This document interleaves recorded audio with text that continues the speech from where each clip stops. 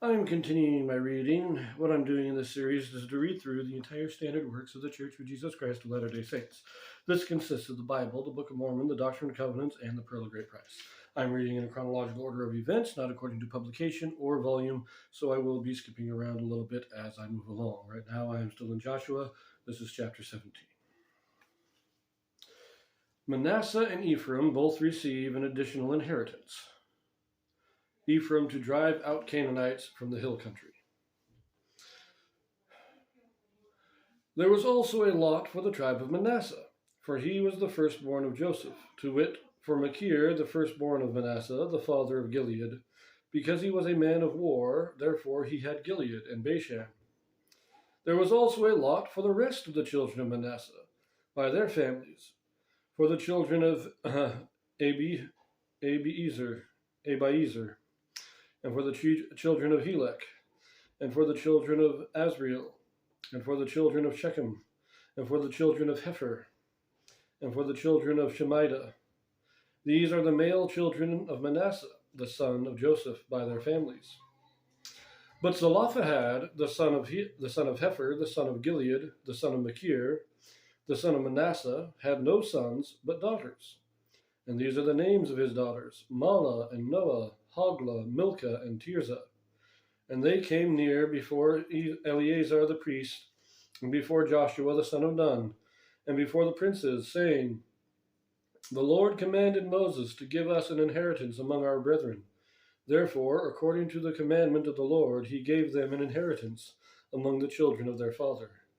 And there fell 10 portions to Manasseh beside the land of Gilead and Bashan, which were on the other side Jordan, because the daughters of Manasseh had an inheritance among his sons, and the rest of Manasseh's sons had the land of Gilead. Let us pause there for a moment.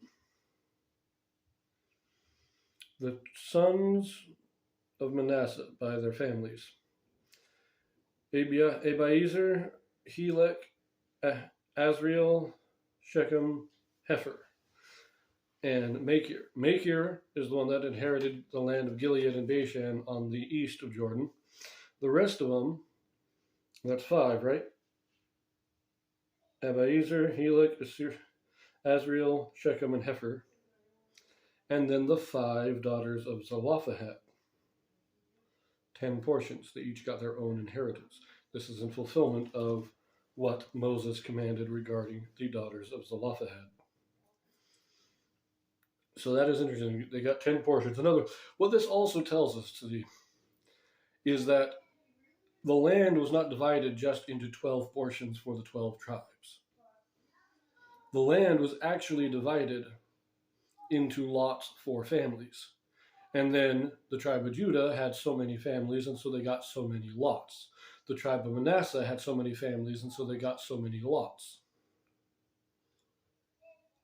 And so that's another interesting note here.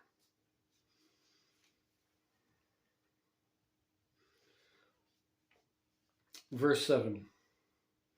And the coast of Manasseh was from Asher to Michmethah, that lieth before Shechem, and the border went along on the right hand unto the inhabitants of En-Tappuah. Now Manasseh had the land of Tappuah, but Tappuah on the border of Manasseh belonged to the children of Ephraim. And the coast descended unto the river Cana, southward of the river. These cities of Ephraim are among the cities of Manasseh. The coast of Manasseh also was on the north side of the river, and the outgoings of it were at the sea. Southward it was Ephraim's, and northward it was Manasseh's. And the sea is his border, and they met together in Asher on the north, and in Issachar on the east. And Manasseh had in Issachar and in Asher Beth-shean and her towns, and Ibleam and her towns, and the inhabitants of Dor and her towns, and the inhabitants of Endor and her towns, and the inhabitants of Taanach and her towns, and the inhabitants of Megiddo and her towns, even 3 countries. Yet the children of Manasseh could not drive out the inhabitants of those cities, but the Canaanites would dwell in that land. Yet the children of Manasseh, yet it came to pass, when the children of Israel were waxen strong, that they put the Canaanites to tribute, but did not utterly drive them out. So again, tribute means they were paying money to not be destroyed, basically. That's what a tributary vassal state is. Either paying money, labor, goods, whatever. They're paying tribute to not be destroyed. Verse 14. And the children of Joseph spake unto Joshua, saying, Why hast thou given me but one lot and one portion to inherit, seeing I am a great people, forasmuch as the Lord hath blessed me hitherto?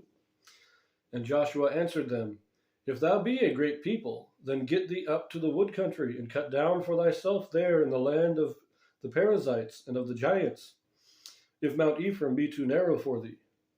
And the children of Joseph said, The hill is not enough for us, and all the Canaanites that dwell in the land of the valley have chariots of iron, both they who are of Bethshean and her towns, and they who are of the valley of Jezreel.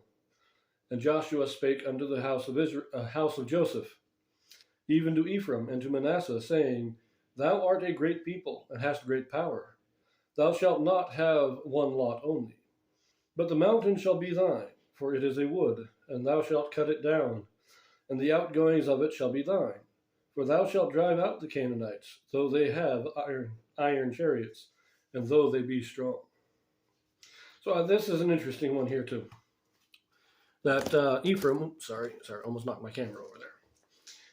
Ephraim gets their land, but there's these three cities and the lands around it that they don't conquer.